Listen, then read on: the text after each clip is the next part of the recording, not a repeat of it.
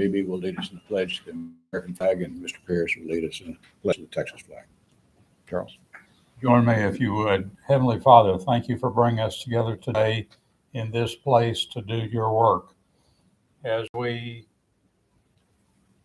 graciously accept your many wondrous blessings, continue to pour out your peace, grace,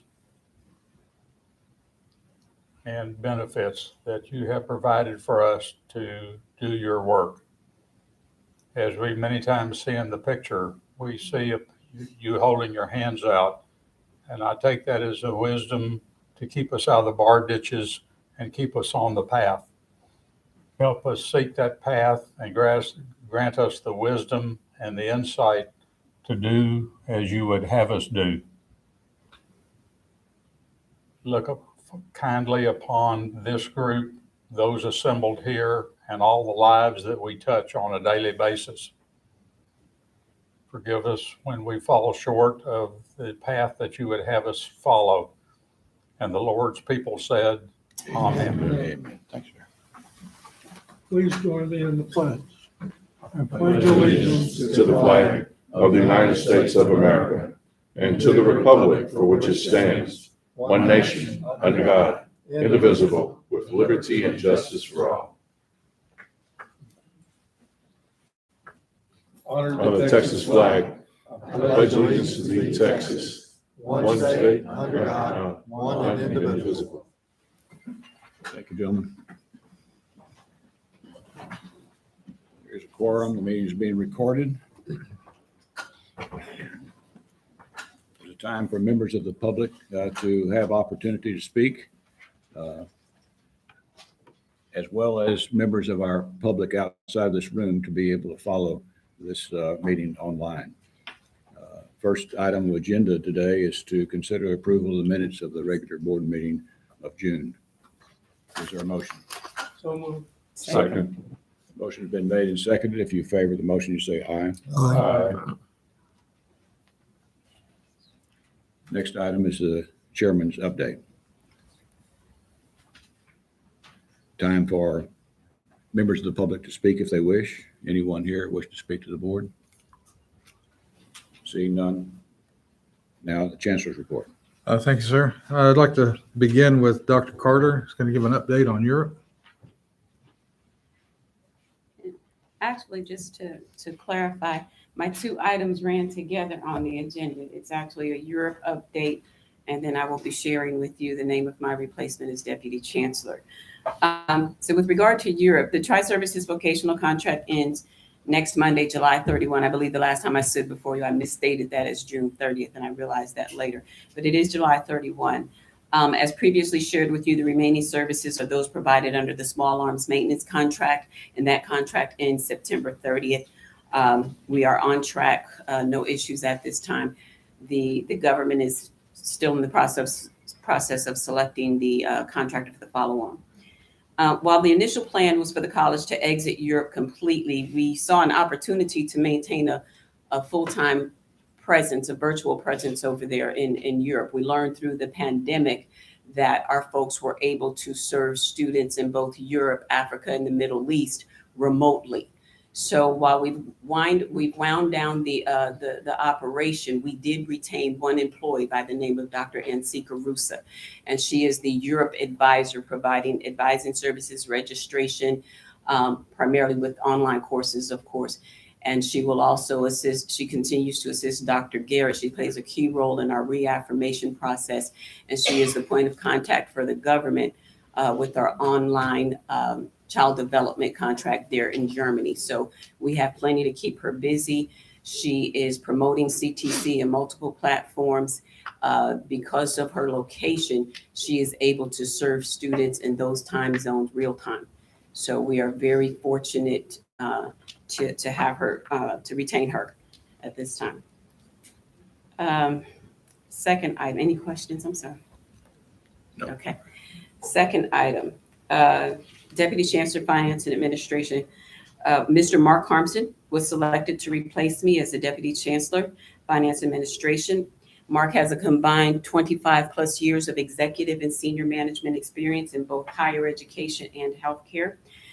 Before joining the team in the CTC team in 2011, he worked at Kaiser Permanente, Mark, you'll have to help me with that, Fresno Medical Center in Fresno, California, and Hillcrest Health System in Waco. He holds a bachelor's degree in business administration and a master's in healthcare administration. Most of you have worked with Mark over the years and you know him, but I thought it was important to recap his qualifications and his credentials. His work speaks for itself.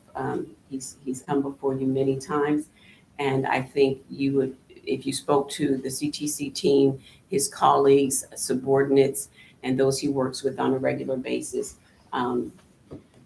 they're very supportive of this selection. He is truly a team player and a leader at our institution. But I wanted to share that with you personally. Mr. Armstrong.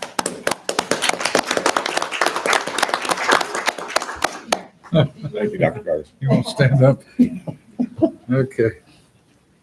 The next, Dr. Robin Garrett has been appointed as the chair of the HERC, the Central Texas Regional Council, Higher Education Regional Council. So, Dr. Garrett, would you like to come up and tell us a little bit about the HERC? Sure. It's an honor to be selected. It was my turn. So it wasn't anything major, but it's my turn to be the chair of the Higher Education Regional Council for Central Texas. And what the Higher Education Regional Council does is ensure that the schools in the Central Texas region follow the rules for service areas. And they play nice together, and we work together. And that's kind of my role as the chair, is to ensure that the guidelines are followed and that we meet once a year to approve any additional locations that people want to move to and use within the region, but also facilitate that kind of approval during the year that needs to be done, as we do many, many times when we need to have clinicals in other areas and so on. So that's my role as the chair. Dr. Garrett, could you tell us what schools are involved in HERC? It goes like Blinn and Navarro, Hill, I think, and MCC, Austin, TSTC, and then the universities participate in a different way, just to kind of let us know some of the things they're doing. They never come to the meetings. We just get a report occasionally from the universities. It's a pretty big region. Thank you, ma'am. Appreciate it. Thank you. Before you leave, I just want to say that I think that you say it was your turn, but I think had they chosen you for just because you're great, you would have been a great choice. I've seen in the short time I've been on the board, I've seen you whip us into shape.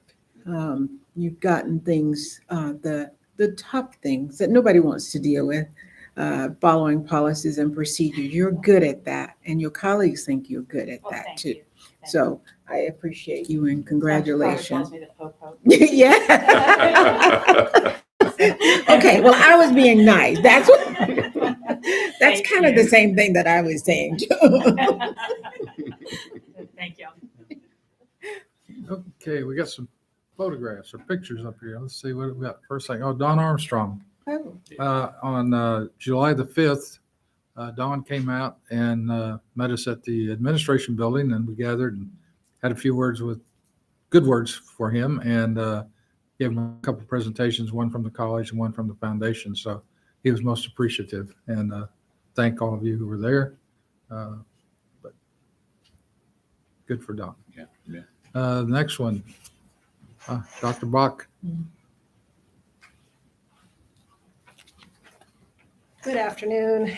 Graduation is the very best day of the year, and I'm pleased to share with you photos from our recent Police Academy graduation from July the 7th.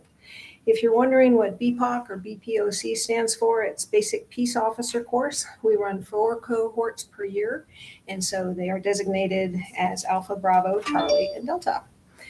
So in the top left, you can see the graduating class of 24 students from BPOC Bravo, all of whom passed the TCOL exam by the time of the ceremony. And that is a big, wonderful deal, I have to tell you. In the bottom left, you can see William Chason from the Leander Police Department. He's receiving the Honor Graduate Award from our instructor, Johnny Thomas Jr. In the top right is Officer Melina Colho from Granite Shoals Police Department, happily receiving her certificate from Chancellor Yiannopoulos. And in the bottom right is Copperas Cove Police Department swearing in their 5 new officers from the graduating class right here in the boardroom after the graduation ceremony.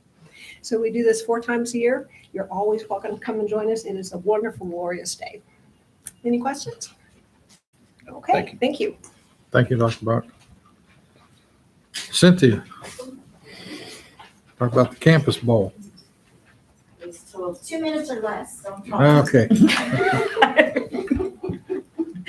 All right. So I just wanted to tell you guys that was our 3rd annual Campus Bowl. What is Campus Bowl? It is a silly trivia game show that we started 3 years ago. The librarians thought it'd be really great after the pandemic to bring people together that hadn't seen each other in a very long time. And so our first Campus Bowl, we had Fort Sill, Fort Cavazos against Central Campus, and we had about 12 people. The second year, we had 20 people, and we also included Marble Falls in that. And people started to get into it because they realized that it was fun, it was a great lunch break, and they got amazing prizes from the dollar store. And so we were excited. Our team this year, we know stuff, and it's WE, then NOSTUF. Most of them are here. They don't know how to spell, by the way. And they won, and we were very impressed. There was only 4 on their team instead of 5, and I think one team brought 12 people. And so it's just a lot of fun. We're doing it blended, in person, whatever we need to do, whoever signs up. And it's a great way for departments to get to meet people. This year we had Marble Falls, Mayborn Science Theater, the Academic Studio, KNCT, Marketing, Advising, Financial Aid, Student Success, Aviation Science, Continuing Education, Adult Education, Academic Instruction, and Career and Technical Instruction. Wow. So we will be doing it again next July. It's a lot of fun. We're adding a competition where they have to throw a ball in a basket. So we're going to see who knows how to do this. Yeah. So Yeah. thank you, guys. Thank you. Thank you, Catherine. Okay. What do we got here? Treasure Wars. Valerie.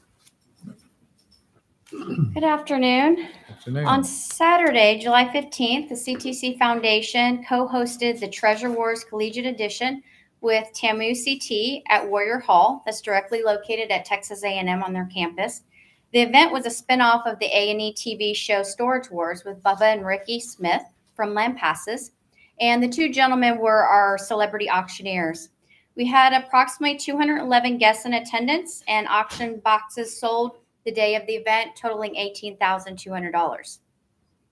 The joint fundraiser was successful in raising a total of $42,645 with a net profit of $35,724.04. All proceeds are going directly to the Eagle Warrior Joint Scholarship, and the scholarship is designed to provide 2 years tuition and book fees here and 2 years of tuition and book fees at Texas A&M Central Texas. We're hoping to award the scholarship this fall, and we're currently in the application processes for that selection. The first image that you see in the corner is myself, an employee with Texas A&M Central Texas Business Office, and a guest, Mr. Oliver Mentz, who was purchasing the raffle tickets the day of the event. The middle top image is Ricky and Bubba Smith, the celebrity auctioneers, and they were auctioning off a designer purse. I believe it was a Michael Kors. And it took in about $450. So we did really well with that piece. The next image is an event guest getting their gourmet hot dogs, and they were served by Great Western Dining. And the bottom corner image is attending guests ready for some exciting opportunities, and that's the Chancellor Jim Yiannopoulos, his lovely wife Nancy, and Chancellor Dr. Michelle Carter and her wonderful husband Antonio. And the middle photo is of a guest placing her raffle tickets into the raffle prizes. Any questions? It was The an hot dogs are exciting good, by event. the way. Hot dogs are good. Thank That's you. just saying. Okay, got one more. Karen.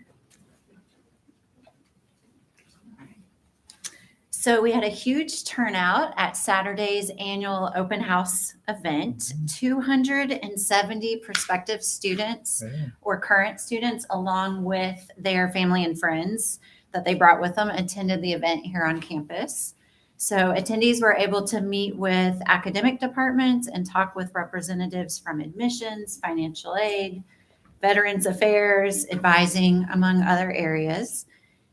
In addition to meeting one-on-one, several of these student service areas also offered group presentations, including adult ed and continuing ed. 2 alumni were featured as guest speakers, and they spoke about their paths to receiving degrees and offered tips as young alumni. We offered golf cart tours to see the campus, residence halls, the Kate Center, the Culinary Arts Program, and the planetarium. A big highlight was that 2 attendees received a $250 scholarship awarded by the foundation. And then finally, the event wrapped up with our first ever continuing education college for kids fashion show.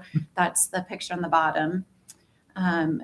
So there was a week-long fashion design camp that 12 students participated in, and this was the culmination. It was a fundraising event to raise scholarship money for future College for Kids classes. Overall, the event was a huge success, and we'll be following up with attendees by phone and email to make sure they're able to get registered for fall. Thank you. Thank you, Karen. It was a great event. I don't know if any of you made it, but next year, or we'll have another one, so be sure to be there. That completes my report. Mr. Barton. Time to approve the interim financial statement and investment report. These are your June interim statements. Not much different from the previous month. And when you factor in the incentive payments in September and May, there's really not much of a change from year to year. Right now you're at $6.9 million loss for the year. Investments are holding steady, and there's just not much of a, besides those 2 factors, there's not much of a change. I looked at enrollments this morning. They're hanging in there with the same time as last year, although we're only reporting like half of what we will report, but they're at least hanging in there with last year at this time. Any questions, anyone? Is there a motion to approve the report? So moved. Motion made and seconded. All in favor, say aye. Aye. Motion is approved. I want to call a executive session at this point at 1:17 p.m. The purpose is to deal with the item. Yes, what? I missed one? We have 2 more. You got 2 more. No, I know, but I want this to be in relationship to finance. The purpose of the meeting is to deal with Texas Government Code that deals with finances, and I invite Dr. Carter and our attorney Tracy to join us in the executive room. We will return and finish the agenda in a moment. I might not seal it because. We'll be back. That's probably correct. I know.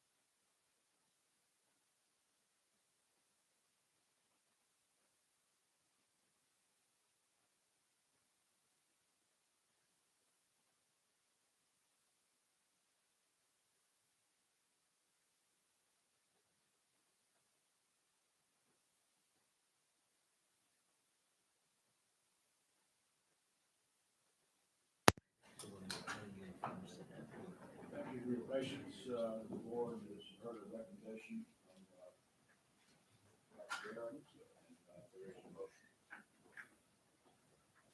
I move for the approval for the CCC to participate in the financial aid SWIFT transfer program. For a second. A second. Any discussion from the board? Any questions or discussion from the participants in the audience?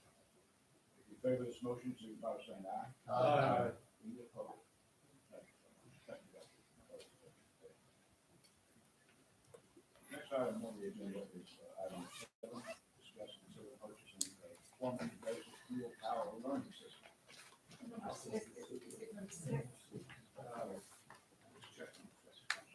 Not your turn, sir. Good on.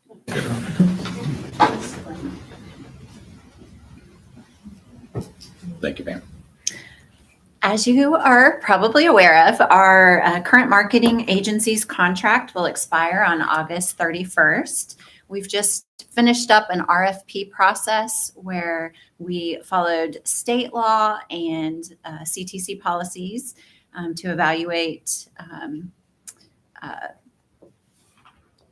future proposals from future agencies. So with that process concluding, the administration would like to recommend awarding a contract to Vision Point Marketing for the fiscal year beginning September 1st, 2023 through August 31st, 2024, in 5 one-year option periods, and the amount not to exceed $790,000 or approved allocation for fiscal year 23-24. Is there a motion? Move approval. Motion been made and seconded. Any questions or discussion about the motion from the board? If you approve this motion, you signify by saying aye. Aye. Next item, Thank Thank you, you. sir. Dr. De Leon.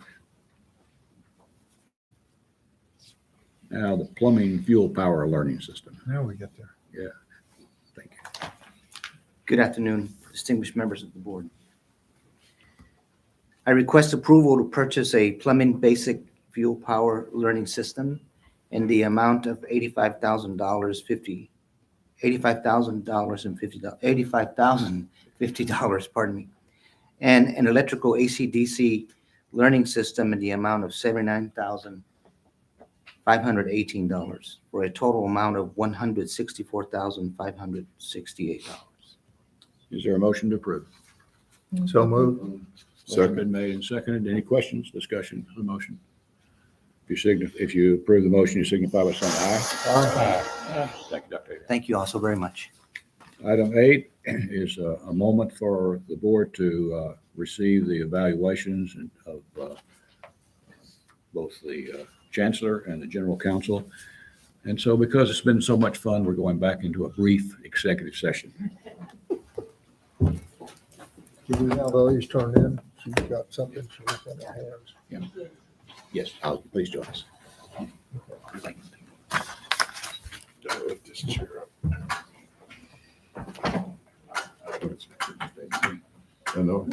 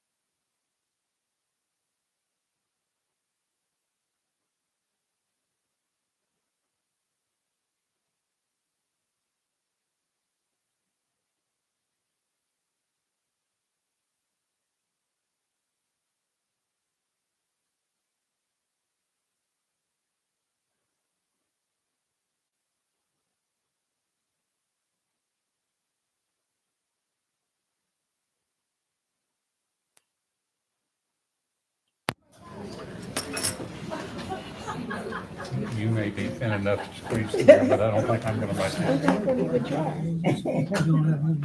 Wait till he moves. Exactly. We went into that executive session at 1:48, and we've come out of that executive session now at 2:05 to deal with the evaluations of both Mr. Yiannopoulos and Tracy, why can't I remember your last name? Griggs, I'll do that. And we have received those reports from the HR director, and they will be forwarded to the two members of evaluation. Now we have Okay. a reminder of, first of all, recommendations for topics from any other board member. Scully? David? Nothing. No, sir. No, sir. Thank you for that. Next meetings will be Tuesday, August the 15th at 1 p.m. for the workshop, and Tuesday, August 22nd at 1 p.m. for the scheduled board meeting for the month of August. Is there a motion to adjourn? So moved. Motion been made and seconded. All in favor, stand, please.